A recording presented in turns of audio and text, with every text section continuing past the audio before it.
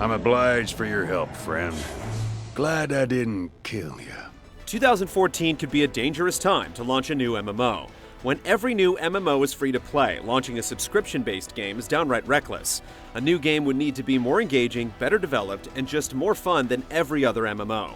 WildStar, an upcoming MMO from Carbine Studios, is taking a huge risk, but it just might be able to survive. Very good then.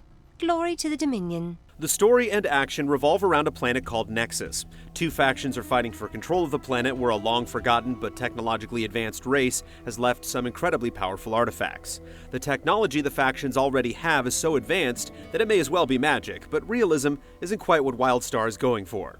Although the game has plenty of cutscenes and voiced characters, the world seems to be more of a candy-colored backdrop for players to explore and battle over.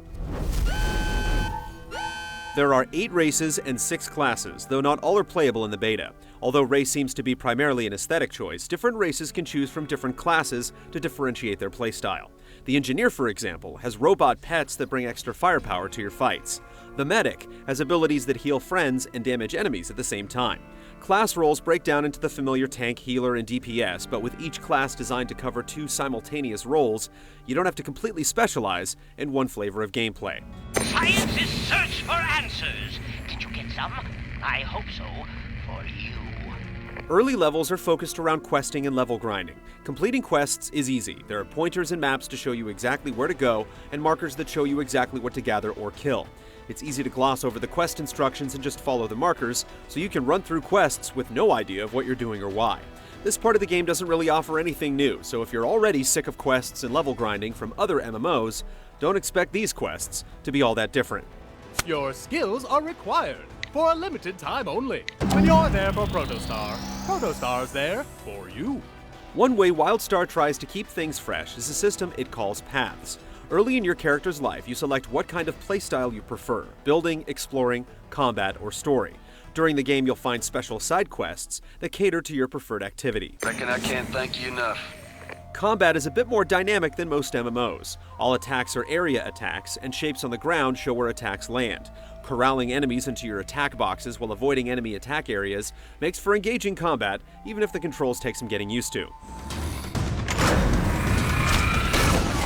Character skills and stats are very deep, with enough secondary skills and modifiers to keep even the most stat-obsessed gamer occupied. At the same time, the basics are the same as most other MMOs. Gain experience levels, build a more powerful character, and unlock abilities. And of course, you'll want to keep upgrading your kit. Better gear improves your stats, and you'll continually update your character as you find better equipment.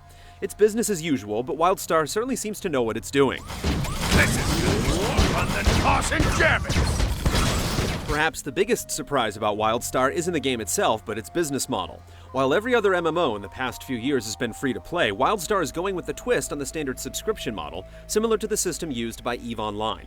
Players buy subscription time in 1-month blocks and can trade it in-game with other players. Players with gold but no real money can buy game time from richer players looking for a shortcut to auction house items. It's not clear just how well the economy will function, but it should act as something of a bulwark against gold farmers. Yep, looks to be fair skies for flying today. Although we encountered a few rough edges in the beta, everything from combat to crafting already seems to be in place. It's also a traditional MMO that seeks to move the genre a full step ahead, and it's filled with personality, but it's not quite revolutionary. In fact, it's not trying to be. Can WildStar survive its dangerous future? We'll only know when the game launches later this year. Oh, you leveled up. Way to go, Cupcake.